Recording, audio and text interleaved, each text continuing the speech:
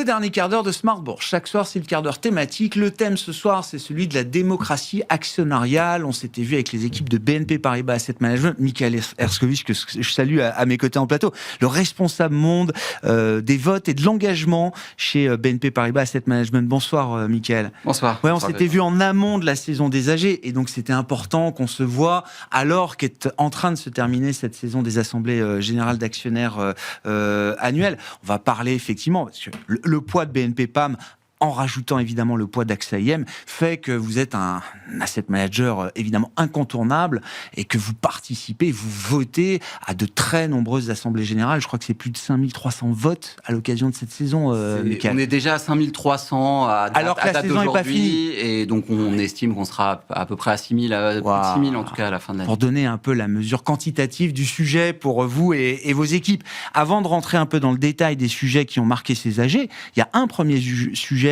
mais que vous m'avez fait remonter, c'est toujours la question du format de ces assemblées générales, notamment depuis le Covid, qui a permis un passage évidemment au distanciel, comme on dit. Mais le débat distanciel-présentiel reste un débat, j'allais dire, central aujourd'hui dans ces exercices d'assemblée générale. Oui, tout à fait, parce qu'il y a des pratiques qui sont extrêmement différentes en fait des formats d'assemblée générale. Donc pendant le Covid, pendant 2 ans, quasiment partout dans le monde, logiquement, on a eu des formats virtuels. Si on regarde la France, à partir de fin 2021, donc les saisons 2022, on est revenu au présentiel avec une dose un petit peu quand même de ce qu'on appelle les assemblées générales hybrides, à savoir du distanciel possible, de pouvoir diffuser l'assemblée générale, de pouvoir éventuellement poser des questions à distance, donc une forme d'hybridation de l'assemblée générale. Mais ça n'a pas été le cas partout. On a beaucoup de pays, beaucoup de sociétés qui, en fait, ne sont jamais revenus au présentiel et qui ont maintenu le distanciel. Et qui ont maintenu les assemblées générales virtuelles. Ouais. Et comment vous vous positionnez, vous, par rapport à ça ? Est-ce que c'est un sujet pour vous, d'ailleurs, aussi, Michael ? C'est un sujet, et on l'a vu. Alors, pourquoi ? Parce c'est un sujet, pour nous, les assemblées générales physiques sont importantes. Même si, en tant que institutionnel, on discute avec les sociétés avant l'Assemblée générale. En général, on ne se déplace pas. Ça arrive de nous déplacer, mais très rarement. Sur 5300, on ne va pas pouvoir, sur 6000 assemblées générales, aller se déplacer sur 6000 assemblées générales. Mais c'est le moment qui est extrêmement important des investisseurs, plutôt retail, individuels. C'est le seul moment où ils peuvent être face à la société, face au management. Des plus petits institutionnels également n'ont pas l'opportunité d'engager durant l'année avec les sociétés. Il y a plein d'à côté qui se passent en assemblée générale. Il y a l'avant, il y a l'après, il y a le dialogue, il y a l'impossibilité de filtrer des questions en présentiel aussi. Donc la parole est beaucoup plus libre, qui font que pour nous, ça reste important. Il y a une meilleure efficacité de la démocratie actionnariale quand même en présentiel, si on peut le dire comme ça. On peut le dire comme ça, et on le voit sur les durées des assemblées générales. Parce que il y a eu des études. En présentiel, on fait pas ça pour 10 minutes, quoi. Exactement. Donc les moyennes mondiales, si on prend un échantillon très large des études, c'est 18 minutes. L'assemblée générale virtuelle. Ah oui, d'accord. Donc c'est vraiment expéditif. Alors, toutes ne sont pas à 18 minutes, c'est une moyenne. Il y a une dispersion importante. Mais il y a une vraie tendance que même sur les grandes sociétés, il y a des assemblées générales virtuelles qui sont beaucoup plus courtes, beaucoup moins d'échanges et de questions. Donc on voit que ce n'est pas la même démocratie actionnariale quand on est uniquement virtuel. Non, mais je voulais qu'on en parle parce qu'effectivement, 6 ans après la période pandémique, ça reste un sujet, et c'est un sujet effectivement qui a un lien avec l'exercice de la démocratie actionnariale. Au-delà de ça, quels sont les sujets qui remontent de ces AG et qui restent des points de conversation, voire de conflit ou d'opposition, pour dire les choses plus pudiquement, Michael. Je crois que votre taux d'opposition sur les 5300 ou quelques 6000 votes auxquels vous aurez participé, c'est 30%, autour de 30% aujourd'hui. Quels sont les sujets qui génèrent 30% d'opposition chez vous aujourd'hui, Michael ? Oui, c'est ça. Sur les résolutions, on est à 30%. Donc, c'est souvent c'est pas des thématiques nouvelles. C'est assez classique. On va voir notamment les thématiques liées à la rémunération des dirigeants qui sont on est sur 45% d'opposition sur cette thématique. Ah oui. Donc ça a toujours été, depuis de nombreuses années, une thématique où il y a plus d'opposition sur cette thématique-là. Et la deuxième, c'est le conseil, où on est à 37%. La composition du conseil d'administration. Les élections d'administrateurs au conseil. Donc c'est les deux principaux sujets. On a beaucoup de résolutions de routine, entre guillemets, qui dans la majorité des cas sont de routine.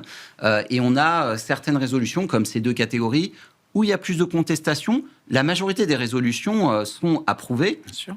On a des résolutions pour le sujet précédent sur les AG virtuels dans certains pays qui sont proposées, et certaines d'ailleurs ont été rejetées par l'Assemblée générale, mais en général c'est rare. Ouais. Les résolutions passent, ouais.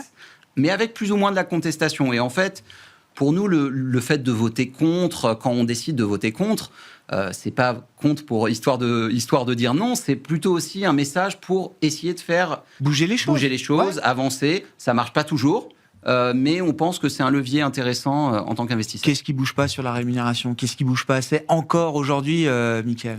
C'est très disparate. C'est dur de donner un chiffre parce que ça dépend des sociétés, mais dans les tendances, on a des problèmes d'alignement avec la performance.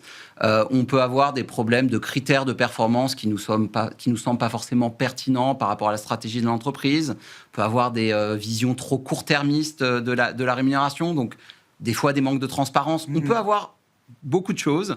Il y a des pratiques qui s'améliorent quand même malgré ce taux, ce qui peut montrer que c'est important, mais après c'est du cas par cas. Ouais, j'entends. C'est un taux de 45% d'opposition sur les résolutions liées aux pratiques de rémunération.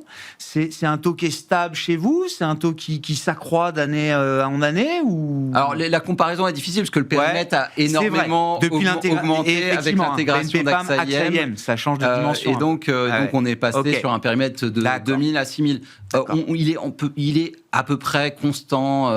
Il y a des années d'évolution, mais il n'y a rien de notable. La politique a tendance à être stable. On n'a pas de grandes nouvelles exigences parce que c'est des sujets qui sont quand même assez matures sur ce qu'on attend. Et après, c'est plutôt les pratiques qui sont aussi très différentes selon les marchés et les entreprises. Les enjeux autour des conseils, de la composition et de l'élection des administrateurs, qu'est-ce qui retient votre attention ? Qu'est-ce qui peut justifier des oppositions ? Est-ce qu'on est sur des sujets de compétences, de diversité ? Qu'est-ce qui crée la conversation là avec les conseils ? Il y a beaucoup de choses là encore, comme les rémunérations. Il y a plusieurs raisons qui peuvent nous amener à nous opposer. Il peut y avoir un désaccord sur la stratégie de l'entreprise aussi, parce que c'est au conseil d'apporter la stratégie et en tout cas de contribuer à la définition de la stratégie de l'entreprise. On a des questions encore qui peuvent être liées à l'indépendance, qui peuvent arriver. Mais je dirais que les sujets qui sont nouveaux, à travers le vote du conseil d'administration, on s'attend à ce qu'on ait les bonnes personnes dans le conseil pour établir la stratégie, pour challenger le management et donc faire face aux enjeux du moment. Oui, bien sûr. Et donc, ce qui est assez intéressant, et ça ne sera pas une surprise, mais les enjeux liés à l'intelligence artificielle, les enjeux liés à la géopolitique, on voit que ce sont des compétences qui sont extrêmement recherchées, qui sont demandées aussi. On n'attend pas à avoir que des experts dans les conseils. Il faut que ce soit des personnes qui puissent, bien sûr, comprendre les enjeux de l'entreprise. Mais on voit que c'est ce type de compétences qui est recherché. Il y a 5 ans, on parlait beaucoup de cybersécurité, on parlait de climat, on en parle encore, mais on voit plutôt ce type de profil arriver dans les conseils. Et c'est quoi la bonne pratique ou les bonnes pratiques que vous recommandez, en tout cas auxquelles vous êtes favorable dans la composition d'un conseil ? Il faut des experts pour tout ? Où il faut se donner les moyens d'accéder à une expertise sans forcément avoir des experts pour tout autour de la table. Enfin, c'est une nuance, mais c'est... Il faut surtout pas, à mon avis, que des experts. Parce que, comme je disais, le but, c'est s'il y a besoin d'expertise, les conseils vont faire appel à un expert qui va pouvoir intervenir au conseil, et c'est très bien. Mais après, il faut une diversité de compétences. Il faut des profils différents. Il faut certainement, pour beaucoup d'entreprises, des profils qui connaissent les enjeux d'intelligence artificielle, de transformation, les enjeux géopolitiques selon les entreprises et selon la localisation des activités. Donc, c'est une diversité. Quand on est une entreprise internationale, avoir des diversités avec des personnes qui viennent aussi d'autres horizons, qui ont eu une expérience sur des marchés où l'entreprise est très présente. Donc, c'est vraiment il n'y a pas une vérité absolue, il n'y a pas une solution unique pour toutes les entreprises. Ce qui est certain, c'est qu'il faut des profils différents. Et il ne faut surtout pas un profil qui est uniquement expert et qui ne pourra pas comprendre les autres enjeux de l'entreprise ou comprendre l'enjeu de l'intelligence artificielle par rapport au business model de l'entreprise. Et vous dites, c'est intéressant, c'est une dimension de la diversité des conseils d'administration qui est importante et qu'il faut préserver ou enrichir. Ces conseils d'administration, ils ont les moyens de leurs ambitions aujourd'hui, Mickaël, pour affronter les défis, les changements, dans un monde où tout va beaucoup plus vite, où la disruption est quasiment permanente sous nos yeux. C'est difficile parce qu'en effet, c'est vrai qu'on a souvent des conseils qui sont assez stables. Alors, on a bien sûr des mutations naturelles, mais on va dire que les administrateurs vont rester en moyenne 7, 8, 9 ans. Donc souvent, les modifications, elles s'opèrent quand on a des administrateurs qui sont partis de leur gré ou ça fait un certain temps qu'ils sont là. Donc, c'est assez lent, c'est normal aussi, parce qu'il faut une forme de stabilité. Mais on voit bien que d'où l'importance de choisir les bons profils quand on a des nouveaux administrateurs et dans une logique vraiment de se projeter à 5-10 ans et quel type de profil on a besoin, pas nécessairement que maintenant, mais aussi sur le moyen long terme. Oui, pour la vision, l'horizon de vision stratégique de l'entreprise. Exactement. Merci beaucoup, Mickaël. Merci d'être venu nous voir à l'issue de cette saison des AG. Il y en a encore quelques-unes, donc j'ai compris.